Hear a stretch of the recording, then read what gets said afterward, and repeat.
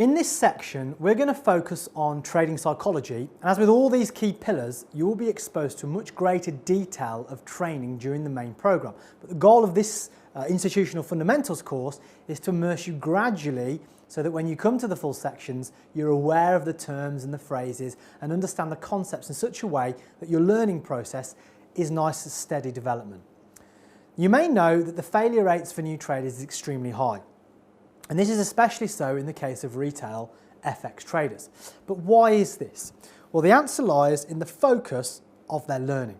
For example, if we have two traders, and the first trader is a complete newbie that has decided he would like to trade from home in his dressing gown with a myriad of internet-based courses for his training, it's highly unlikely that this trader will ever get exposed to too much training on the topic of psychology. He may hear the famous cliches or maybe even read a book or two, but generally the focus on psychology will be extremely light compared to the other pillars, and especially technical analysis. The reason for this is that technical analysis is sexy, it's visual, it's interesting, but unfortunately it's also totally useless without the other pillars. And this is the top mistake that most retail traders make. On the other hand, if we look at a graduate trader that has just joined a professional trading firm, then they will also get some education and training. They will also learn about technical analysis. But the biggest point here is they will have massive exposure to training and development of their trading psychology, and this will not just be a course, but an ongoing process over the course of their entire trading career. The exposure rates of technical and psychology are at opposite ends of the scale for retail traders and young professionals. So why is trading psychology a key pillar, and why can't you succeed without it? To answer that, we're going to look at an illustration that will help you understand not only the importance, but also why so many people tend to overlook it at their great cost. So to do this, let's imagine that you're learning how to play the sport of golf. What are the first things that you need? The latest set of clubs? A membership to a prestigious golf club? Or maybe some really expensive golf shoes for when you're on the course? Well, when we say it in this context, it all sounds ridiculous, because the obvious thing that anyone needs before any of that is training. Literally working with an experienced golfer who can show you all of the mistakes that people make and how you can overcome them, and also, of course, what you need to do right. You will learn things like having the correct stance and positioning, along with the all-important swing. The next thing you need is practice. So your training will be ongoing. And maybe you'll have coaching once or twice a week, but in between, you'll be trying to get as much practice as possible, because there is a saying that you've probably heard that practice makes perfect. And I can tell you now that the saying is famous for a reason. Following this routine with dedication will lead to guaranteed success over a sustained period of time, because those are the things that will make you good at golf. Eventually, when you play golf, you'll no longer be thinking about how to swing or where to put your feet, because all of the practice and training you've instilled, those habits that you need to play golf with competitively. Being able to play golf naturally without thinking is your main edge. Professional sports players refer to this process as getting into the zone. You've probably heard of that as well. After you've mastered this, the next step is then to try and increase this edge in the small ways we mentioned before. But no matter what clubs you use or what shoes you wear, your core skills will also be there, and you'll also perform better than the people who do not have these skills built in and habits developed. Now imagine, instead of following that path, you instead went down the road we looked at first, buying expensive clubs, buying better shoes, in the hope that this would improve your overall performance. Again, this sounds crazy, but this is what a lot of traders do when they focus all of their education on the system that they are using, or the broker that they trade through, or even the information provider that they use for their analysis. The true key to trading does not lie externally, but firmly inside your mind. And the way you develop your trading skills is exactly the same as in golf.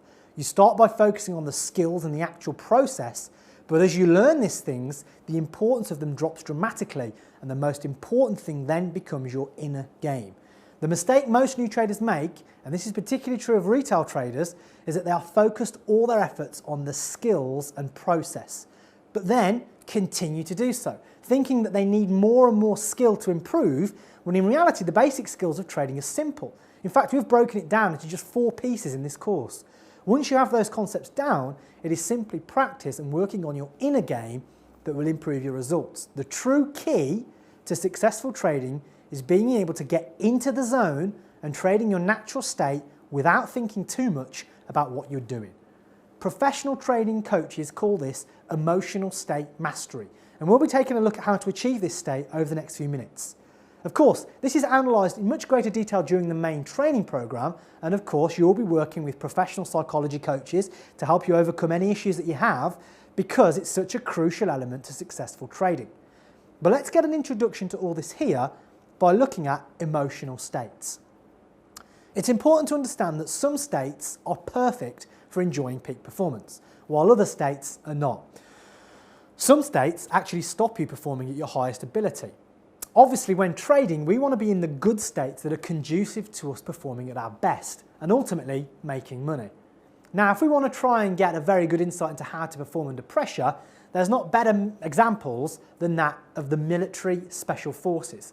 They have a solid combination of endurance, navigational skills, determination, persistence, problem solving, decision-making strategies, and of course, emotional state mastery. In the special forces, it is recognised that they need highly skilled soldiers and a good mission strategy, but what is considered the most important is being in the right state to deliver. Even the best soldier will be ineffective if they are not in a fit state to perform. Therefore, creating the right state is vital for the success of those soldiers, and the same applies to traders. You could have taken every course in the world and know all of the theory and maybe even a few strategies up your sleeve, but if you're not in the right emotional state, then you will fail. In fact, this state is probably the most important thing of all, because without it, you will not be able to use the skills that you have anyway. Just like a soldier, we need to have 3 major components of state, strategy, and finally, skills. All 3 are required, but none more so than state. So when you're sat at your trading desk, you'll have a strategy to make money, and you'll be utilising a whole set of skills such as market analysis, identifying trade opportunities, and filtering out random information. But what truly underlies and influences your overall performance is the state you're in while trading. So what's a state? Well, they are effects. They are the consequences of the things happening in your mind. States are also dynamic processes, which means that you change your state regularly throughout the day. Things like confidence, anger, motivation, anxiety, and so on. All of these things are dynamic processes, feelings, or states. Your personal performance in everything from trading to relationships to sport and so on is majorly influenced by your feelings.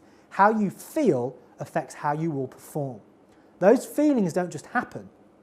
In fact, they are choices, and professional sports stars have learned how to choose which state they want to perform in order to succeed. Now, in order to understand this a little better, we're going to look at 2 words: potential and performance.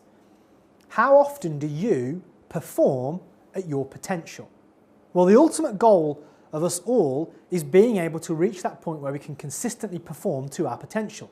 There's a famous equation that helps explain this process of performing to our potential, and it goes a little something like this. At any given time, we are performing to our potential minus any interference. Obviously, in the ideal scenario, there is no interference, and this is the state that is often called the zone or the flow. A prominent US psychologist and expert on flow and performance found from his extensive research that there are in fact 8 key factors evident when someone is in the zone. Now, perhaps you want to actually write these down while you're watching this for your own reference. It's probably a good idea to do that. So, the first one is a challenging task at which you may succeed, i.e. challenge and capability.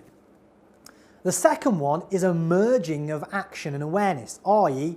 you're in time, tuned in, and losing track of time. The third one states that your task has very clear goals. Number 4 is that your task provides immediate feedback. 5 is having total concentration on the task at hand.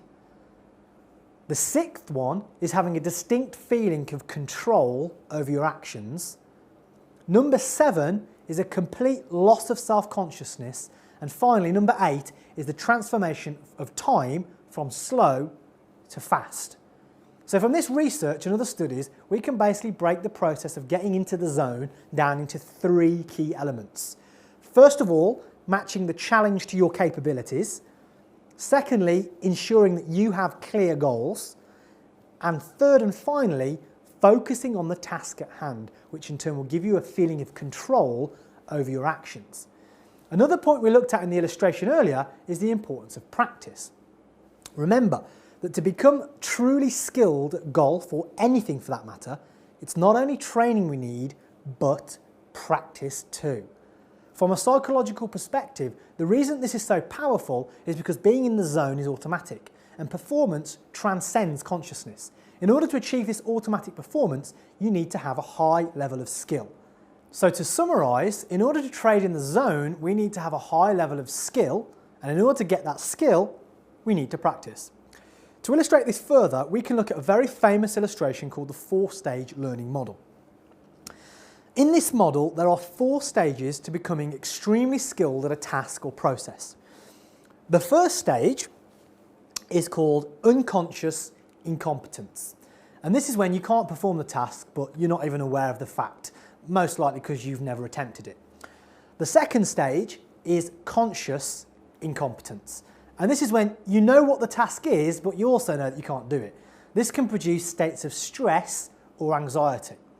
The third stage is conscious competence. And this is where you can perform a skill, but only when you are completely focused on the task at hand. Generally, this produces a state of calm because you know you can do it.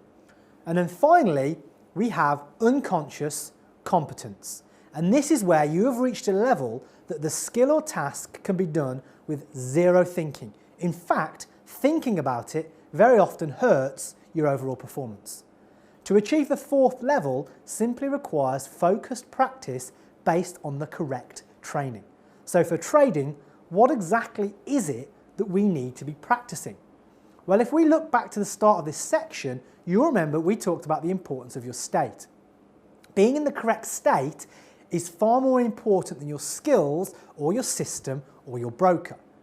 Now, as a starting point, there's a fairly famous author in the trading world called Mark Douglas, and he specialises in trading psychology, and in fact has authored some of the best-selling trading books of all time. In one of those books, he talks about the fact that when trading in the zone, you operate with a complete lack of fear, because fear is mostly retrospective based on what happened in the past, or predictive based on some future event that has not yet happened. It's very rare that fear is in the now.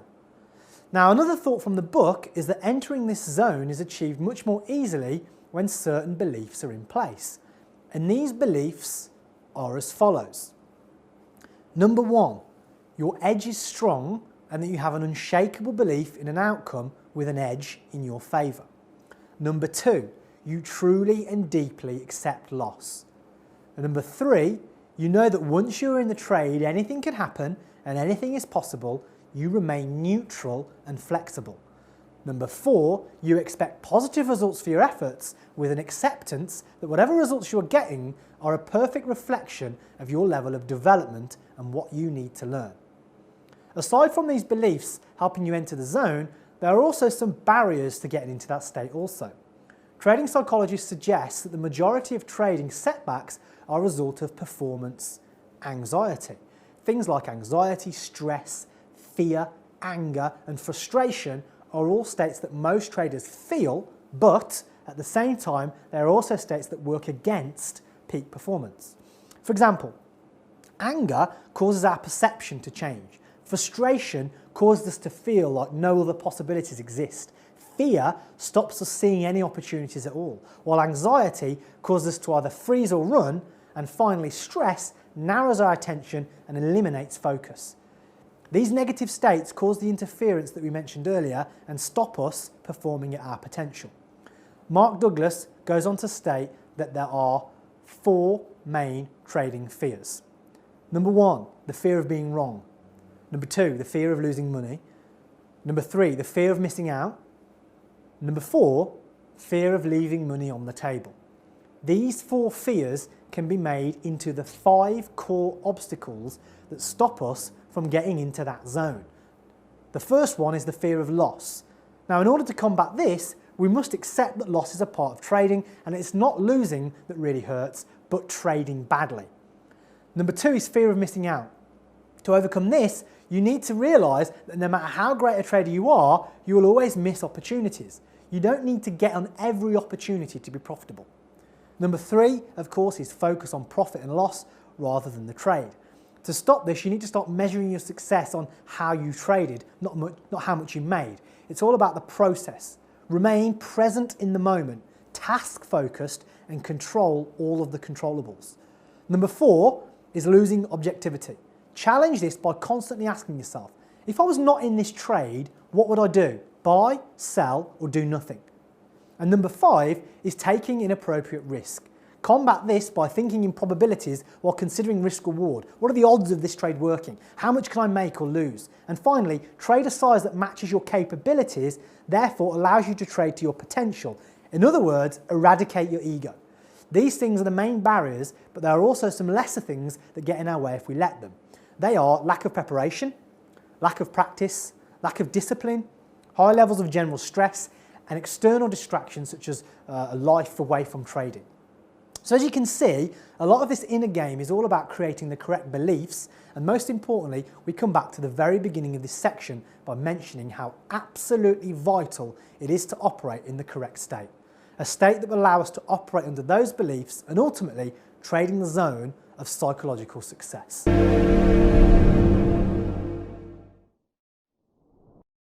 Now, the next logical question is, how do we create the optimal states for our trading performance? Well, there are 14 strategies that we can implement in order to achieve this.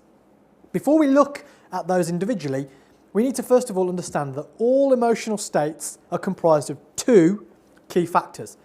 Number one, your physiology, things like heart rate, breathing, posture, facial expressions and gestures. Number two, your internal representations, what and how you think and imagine. So, by utilising this information, we can take control over our states to a very large degree.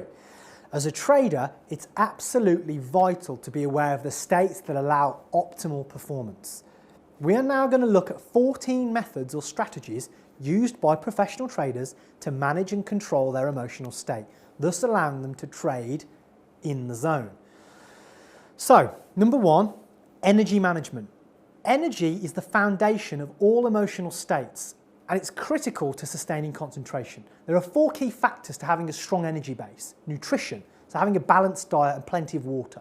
Exercise, which gives you a balance between cardio and weights of maybe 5 30-minute sessions each week. Rest and relaxation, which allows you to switch off and have some downtime. And finally, sleep, of which you should be getting a minimum of 7 hours per night on a consistent basis. To sustain your concentration through the day, it's very important to take regular breaks. The reason for this is because our bodies work on something called ultradian rhythms.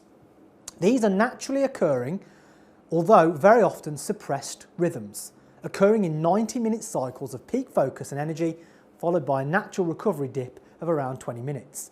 This dip is often signalled to us by things like hunger pangs, daydreaming, and a general loss of concentration. This is the mind's idling time and enables the unconscious to process information and integrate learning. By denying your mind these breaks, even with a positive intention, we end up with subsequently lower and lower peaks, which explains the feeling of declining energy through the day. To combat this, you can use the following ritual, and again, you may want to write this down and have it close to your trading desk. First, rest and relax. So get away from your screen, rest your eyes, mind and body together. Next, eat something, and this is even better when it's something healthy. Third, drink water. And finally, stretch by getting up, moving around, maybe just go for a quick walk, anything just to get your muscles mildly active. By keeping your energy levels up and maintaining your body's natural recovery cycle, you'll be in a much better position to trade successfully. Now, the next strategy we're going to look at, focusing on breathing techniques. Perhaps the most effective technique is called centering. Now, centering is a very simple technique that traders can use to control stress and muscle tension, block out negative or distracting thoughts, and refocus their attention on things relevant to their task. So here's how you can practice the concept of centering. First of all, sit in a comfortable but upright position with your legs and arms unfolded and uncrossed. Next, take a deep breath in from your abdomen and imagine the air circulating around your entire body. Exhale slowly and completely, and as you do this, feel your neck and shoulders relaxing, and then this relaxation spread through your entire body. As you finish the breath, think about the single most important component to focus on right now. In total, you should breathe in for a count of 5 through the nose and then for 5 out through the mouth. Focusing your breathing through the diaphragm is highly effective at centering the emotions and achieving mental states that are clear and focused. Practicing this technique regularly will make it more and more automatic. For our third strategy, we'll be focusing on the process of trading and of controlling the controllables. So, when you arrive at your trading desk each morning, what's your goal? Is it to make a certain amount of money? Maybe make a certain amount of pips? Or it could even be just to maximise the amount of opportunities that you personally take. When considering this, there are 2 types of goal that you should be aware of. The outcome goal and the process goal. So outcome goals are focused on the end result, such as how much money you make or the number of pips you make. Process goals are specific actions, things like behaviours, feelings, processes required to achieve the desired outcome. A good way of understanding it is by describing the outcome goals as the jigsaw puzzle and the process goals as the pieces of that puzzle. Only by putting the process goals in place do you complete the outcome goals. So both are very important, but the key is knowing when to focus on outcome goals and when to switch to process goals. Generally speaking, the time to think about outcome goals is in the run-up to or after the performance, while the time to think about process goals is immediately before and during that performance. Like any plan, once you have clearly defined what your desired outcome is and the reason why you want this, the next logical question to answer is how you will go about getting it. So your process goals will be things like what you want to be doing and being. Doing will include areas such as preparation, how you are picking and entering trades, how you manage trades, how you are exiting trades, and how you are evaluating. Being goals include feelings and thoughts that are important to have. A lot of your process goal should be 100% under your own control. Now, the most important aspect of focus is remaining process focused, i.e. focusing on what has to be done and not the overall outcome. The key to this is to stay in the present, the now. Take each trade, trade by trade. In trading, different tasks require a slightly different type of focus. For example, monitoring or stalking a trade calls for a broader external focus, while being in the actual position requires a more narrow external focus. Evaluating your entire trading day would require a broad external focus, while mentally rehearsing for the day would be a narrow internal focus, and so on. So the absolute key to this strategy is focusing on the process and controlling the controllables. This cannot be overstated. To make this effective, the best exercise you can perform is to literally write out your goals as they're happening in the present tense. Make them positively phrased and then mentally rehearse them, and finally, visualize yourself experiencing them after. So some examples could be, I am coming to the office feeling energized, positive, and expecting to make money. Or I am doing my daily research and preparation, updating my knowledge and calculating my levels. Another one could be, I am entering my trades according to my strategy. I am feeling calm, confident and composed during my trades. I am objective and positive when evaluating my trades. Okay, so this brings us to our fourth strategy of controlling our emotional state. So this one involves managing the little voice inside our heads, or as psychologists call it, our self-talk. Now, when researchers interviewed top sports stars, most people report absolutely zero self-talk when they are performing in the zone. This means that performance is externally oriented with no internal dialogue. This reinforces the point that being in the zone is an externally focused experience. If we engage in self-talk, it should be very brief and extremely positive. These are known as performance cues, and a performance cue is a short, simple word or phrase that is performance-based and linked to specific positive actions. So, using performance cues correctly can be used very effectively to maintain focus. They can also act as triggers for desired states or actions. So let's just internalise this. A performance cue consists of three key things. It is performance focused, it is positive based on what you need to achieve, it is very short and simple. So let's look at some examples of performance cues used by professional traders. We're just going to go through these listed one by one to give you an idea. So, patient and profit. Focus. I am calm and relaxed. Focus on the process. The how is in the now. Trade by trade. I am alert and prepared. Anything can happen. Anything is possible. Control the controllables. Tune in. And many others of that nature. Now you can create your own performance cues using those examples as inspiration, or you can just go with those. But it's crucial to attach each cue with a particular situation. For example, when entering a trade using the cue saying anything can happen, that will help you create a state that accepts losses and allows you to avoid hesitation for the next trade. This brings us to the very important strategy that is probably the most important of all. This is the strategy of identifying your ideal trading state, and most importantly, how to access it. Once you master this strategy, your trading will be changed forever. This is obviously a personal thing, and we can't tell you what your ideal state is, but hopefully you can see the importance of working on this and identifying it for your future success. So you need to really spend some time thinking about what your ideal trading state is, how you will create it, what your ideal physiology is for trading successfully, and the thoughts and focus that get you into that zone. So, those three things: your physiology, your thoughts and talk, and your focus. The reason we've included all the other strategies is so that you can go through them all until you find the combination of things that work for you. You will of course have extra help with this training in the main programme, and the psychology coaching workshops that you will attend will be invaluable. But for now, it's worth doing your own preparation on this. Okay, so with that in mind, let's look at strategy number 6. Now, this one is all about tapping into your awareness. So this revolves around you keeping tabs on your emotional state.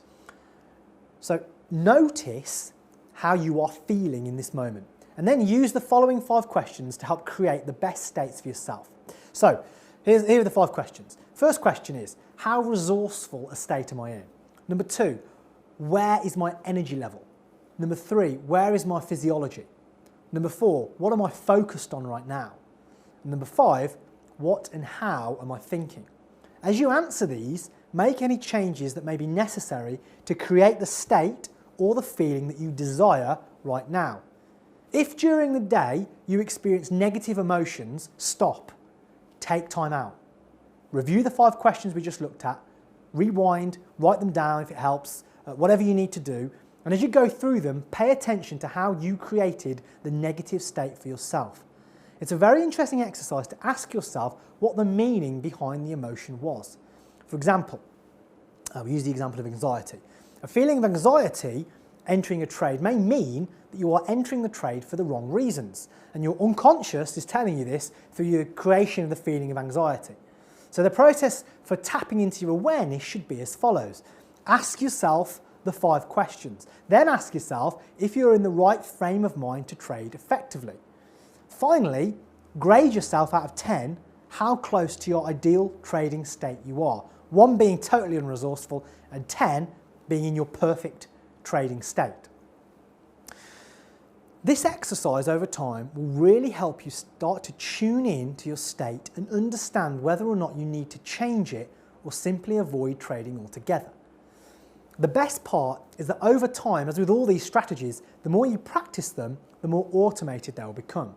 So let's look at the 7th strategy that we can use.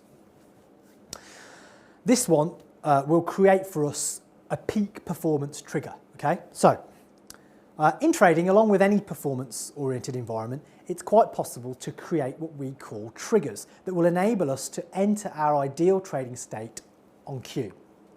So this is done through something called neuro-linguistic programming, NLP for short, and the concept is known as anchoring. Anchoring is essentially the process of stimulus. So response conditioning, or creating a very specific response to a predetermined stimulus. Now, the most interesting thing about this particular strategy is that every one of us already have a whole host of these anchors built into our minds. And some of these are empowering, while others actually work against us and our desires.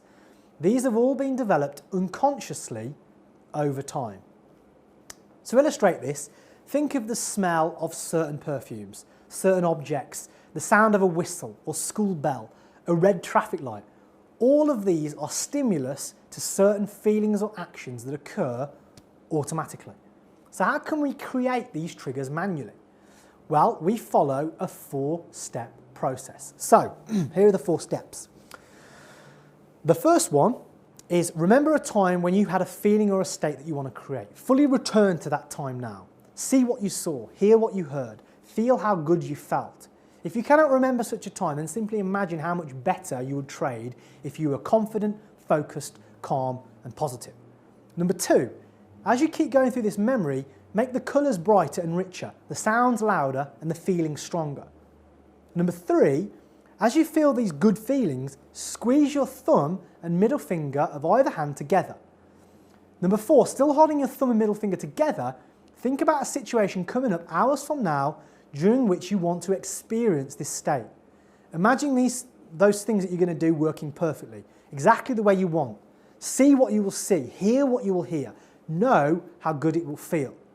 Keep this routine up and remember the importance of practice and repetition to the whole process of becoming the best, and eventually you will be able to recall this state at any time simply by pressing your thumb and your middle finger together, which will allow the positive feelings to come flooding back. Another strategy that we can use is that of asking ourselves resourceful questions. The reason this helps is because your experience and states are strongly affected by the quality of the questions that you ask yourself. Imagine a trader having a tough time asking himself, why am I trading so badly? What information will he uncover from this search? What about if instead he asked, what do I need to do to trade more effectively? Or how will I trade more effectively tomorrow? Asking quality questions such as the ones we're about to look at on a regular basis can have a significant impact on your personal states. Here are some examples of what we would consider high quality questions. What am I grateful for today?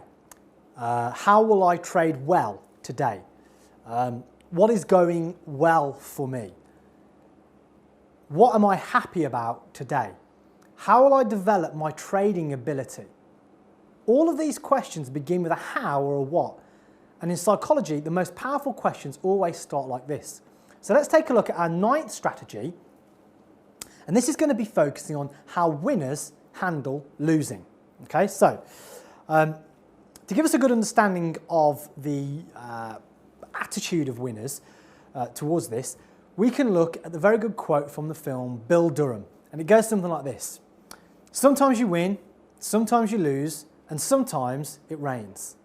You see, winners accept losses as a perfectly normal part of the game. A winner will generally go through a specific thought process after a loss, and we are going to quantify that thought process into a strategy that you can use to handle losses much more effectively.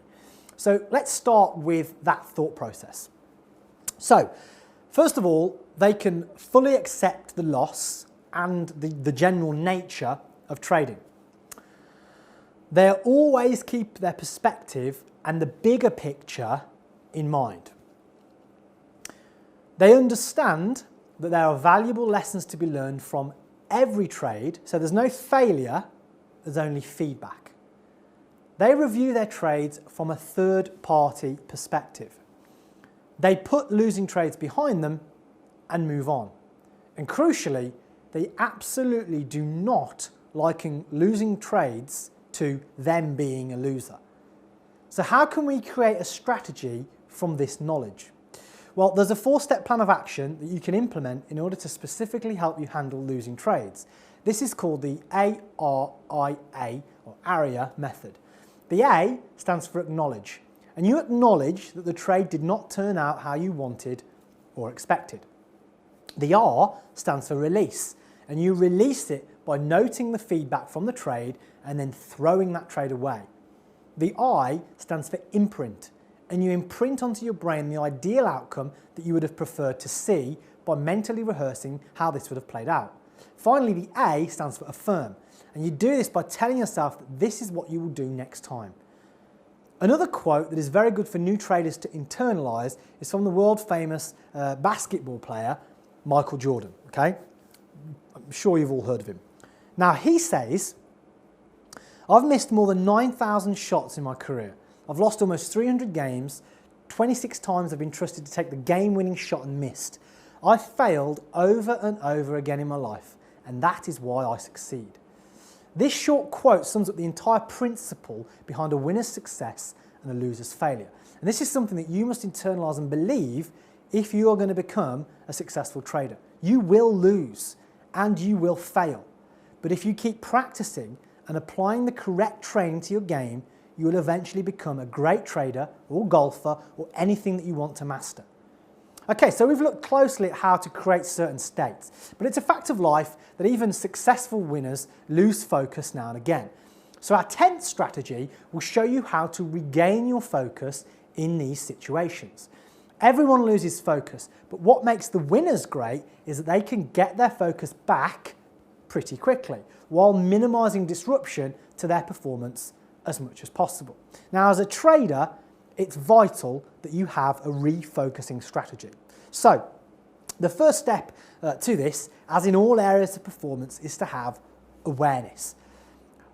Be aware of when you have lost or are losing and maintain focus and concentration. A very useful thing to do is to monitor your performance state on a scale of 1 to 10. 10 is your ideal trading state, while 1 is where you're totally in the wrong frame of mind to even think about trading. If you need a quick refocus, then sometimes a simple performance cue will do the trick. Other times, you may be completely distracted or unfocused and in a completely unresourceful state. During these times, a timeout is advised. Using some of the strategies we've already looked at, try this refocusing routine. So, first, get away from the computer, take a break, okay? Stop what you're doing. Secondly, review your performance. What was the feedback? What did you learn? What will you do differently next time? And when you do this, be objective. Almost imagine that what your coach would say if they were watching you. Number 3, conduct some sort of breathing exercises that we've already looked at to center and refocus. 4, refocus using a performance cue or by thinking about your process goals. 5, visualize yourself trading successfully by implementing your cues and carrying out your process. This is actually an imperative strategy even for already successful traders. At number 11 on our list of professional trading psychology strategies, we're going to talk about managing your risk. This is probably one of the areas that new traders get totally burned on the most, and what they fail to realize is the interrelationship between the risk and their trading psychology. One of the quickest ways to create an unresourceful state is by taking on too much risk. Now, remember earlier we spoke about matching your challenge with your capabilities in order to ensure that you can enter the zone effectively. Well, this is the one thing that will directly stop this from happening. Taking on too much risk for your trading ability will alter your state negatively, which in turn results in negative performance, which may be far lower than your actual potential. Imagine how you would feel if each pip was worth 10 cents on a trade. Imagine how you would feel if price went against you 2 pips, then 3 pips, then 10 pips as you waited for the trade to play out in your favour. Internalise that for a second, literally think about it. Now imagine the exact same trade, but this time each pip is worth $100. How are you feeling now? How is your account looking as the trade runs 3 pips, 5 pips, 10 pips against you? How does this make you feel about the trade? As you can see, the emotions are completely different, and as the price runs against you in the second example, and most likely you'll be more inclined to just close the trade just in case it keeps going against you, wiping out your entire account. In the first scenario, you are likely not even concerned about the losses. You are still process focused on the reasons you entered the trade in the first place, which maintains your conviction in the position, allowing you to comfortably hold through the temporary drawdown and actually bank a profit. This illustration sums up why and how risk influences your psychology, and also how the further apart your challenge and your capabilities are, the less likely you are to make a profit. So don't hinder your performance by risking more than your capability allows. So now let's look at the last 3 strategies to help you develop your ideal emotional state, enter the zone, and thus trade at your peak potential. So at number 12, we have our physiology. Think of your physiology as a set of clothes that you're wearing. You probably have certain clothes that you wear for specific situations, like gym clothes, relaxed clothing, smart clothes, so on. Each of these outfits create a specific feeling or intention when you put them on. Likewise, you also have a specific physiological outfits that create certain outfits or intentions.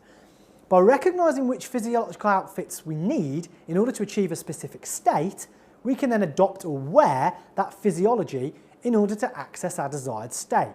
Think in terms of the following things to help you understand how to change your physiology. Think things like posture, breathing, heart rate, gestures, facial expressions and muscle tension. Changing these will change your physiology, and this is one of the most effective ways to change your state.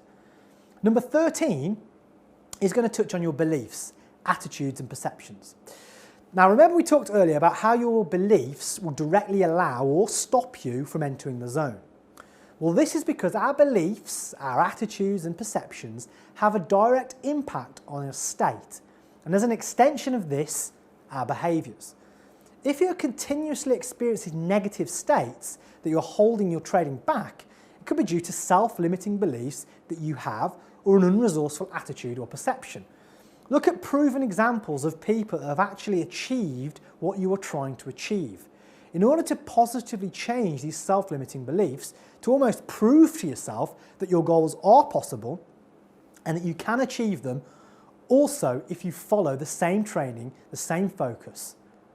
Finally, at number 14, we're going to look at the power of mental rehearsal. Mental rehearsal is the process of imagining yourself trading well, visualizing it over and over again until you actually see it as your normal self. You should mentally rehearse your process goals. For example, seeing yourself trading well and implementing your goals or plan works very powerfully because visualizing provides a much stronger focus for your mind than simply telling it something. The most powerful feature of mental rehearsal is that it allows you to literally program your desired behaviours right into your unconscious mind, which operates best in visual imagery. Mental rehearsal is one of the most common factors used by successful performers in all types of sports and industries, and has been proven in numerous scientific studies to be a vital factor when preparing for a successful outcome.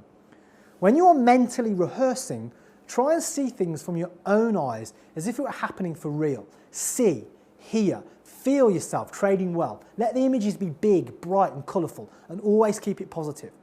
When trying to master this technique, keep in mind the 4 R's of mental imagery: reason, relax, realistic, regular. These are all fairly self-explanatory, so take some time to incorporate this into your trading until it becomes an automatic process that your mind carries out. So let's just remind ourselves of what we've covered so you can formulate a clear plan and manage your trading psychology in a way that gets you in the zone in creating the emotional states that will lead to success. First of all, we looked at how all of our emotional states are a dynamic process that change constantly, even through the day. Next, we discussed how emotional states are what drive our feelings and ultimately how we perform. Some of these states are good for peak performance and some actually work against it. Energy management is just as important as psychological elements. You need to use the information and exercises here to actively identify your personal ideal trading state. You then need to learn how to create it, which will enable you to get into the state quickly and easily when you need it. Being aware of your state is equally important, particularly so that you're instantly aware when you're in the wrong state for trading. We can create triggers and anchors to access our peak performance on cue. Negative states that affect traders include fear, anxiety, stress, anger, and frustration. These negative states affect our perception, which affect our ability to spot an opportunity, overall thinking, and ultimately narrow our attention. Every single state, good or bad, are influenced by our own beliefs, perceptions, and attitudes. Managing your states can be both proactive and reactive. Performing to your potential is directly influenced by how many interferences you experience. Getting into the zone is the perfect state to get into for trading. Several things influence your ability to get into the zone, and these include your level of skill, your ability, enjoyment of the task, control over performance, the feedback available, and the beliefs that you hold. So training and practice of the correct methods is the first starting point, followed by work on your inner game using the techniques that we've looked at in this section. Paradoxically, thinking about getting into the zone will actually stop you from getting there, because trying moves you away from the natural state of the zone. It all has to be unconscious and natural. Positive states such as concentration are created things like physiology, thoughts and talk, and what you choose to focus on. Changing any of these things will directly affect the state that you're in. The key techniques for creating and sustaining positive states are as follows. Physiology, utilising the energy management techniques we looked at earlier, along with the centering strategy that we also looked at. Focus on the task and the process in the present on a trade-by-trade basis. And finally, your thoughts. Keep these minimal and use simple performance cues instead of overthinking anything too much. Now, as we've already discussed many times, interferences are one of your biggest enemy when trying to perform to your potential. You need to avoid two types of interference, and these include external ones such as phones, instant messaging programs, email, people, and software. You also need to avoid internal interferences such as thoughts, hunger, dehydration, and tiredness. We then looked at how winners handle losses and the fact that they fully accept losses and also the nature of trading. They keep their perspective of the bigger picture in mind. From every trade they take, they gain feedback from those, and they review their trades from a third-party perspective. They also put losing trades behind them and move on using the ARIA method we looked at earlier. And also separating the losing trades from them personally being losers themselves, they're not related. Finally, once you've mastered these things, you will need to have the ability to refocus from time to time so that you know how to get in the state, but when you lose that focus, you can get back in. So to do this, we first of all gauge our awareness out of 10. We then use the performance cues we looked at earlier and also take regular timeouts. Now, before we complete this section, I just want to leave you with some follow-up tasks that you can take away and practice in your own time. First of all, remain aware of your own state. Check it on a 1 to 10 scale and identify what states are perfect for you to personally perform to your potential. Practice and explore your own strategies for managing your emotional state, especially in terms of your ideal trading states. Finally, add in at least some of the strategies into your daily routine. It doesn't have to be all of them, so that you can begin automating the entire process of entering the zone to complement the actual trader training that you're about to receive. Now, as I mentioned at the start of this section, trading psychology is a huge subject and something that will make up a large part of your overall trading. But this is hopefully giving you a good grounding in the overall principles so that you're ready for the full program.